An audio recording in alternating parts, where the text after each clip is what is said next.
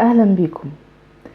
بعد الانفصال في ناس بتدخل في مرحلة اكتئاب وحزن، وناس تانية بتحاول تكمل حياتها بسرعة، واحيانا عن طريق انها تدخل في علاقة جديدة فورا.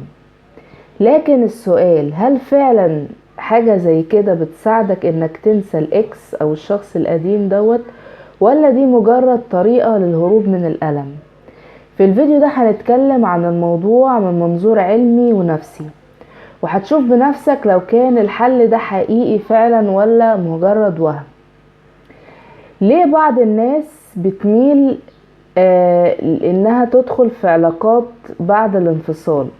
الدراسات بتقول ان بعد الانفصال، خاصة لو الشخص هو اللي اتساب، يعني مش هو اللي انهى العلاقة، بيكون عنده مشاعر زي الحزن والوجع النفسي والغضب والقهر والاحساس بالرفض وقلة الثقة بالنفس، واحيانا بيكون عنده رغبة في الانتقام من الشخص اللي سابه ده.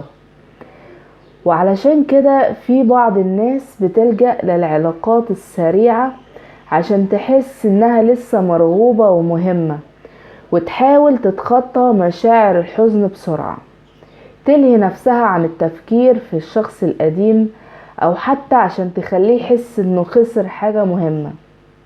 هل ده شيء صحي؟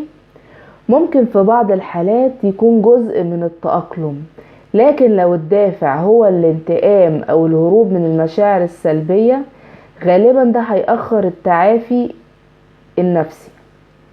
الحل الافضل هو انك تركز على نفسك، مش انك تعوض علاقتك القديمة بسرعة، لان العلاقات الحقيقية مش مجرد وسيلة للهروب من الألم. في حاجات لازم تبنيها وانت في حالة نفسية مستقرة. باختصار، العلاقة بعد الانفصال موضوع معقد، وتأثيره بيختلف من شخص للتاني، لكن الأكيد إن أي قرار بيتاخد تحت ضغط المشاعر مش دايما بيكون القرار الصح. قولولي في الكومنتات، هل العلاقات بعد الانفصال مفيدة ولا مجرد هروب؟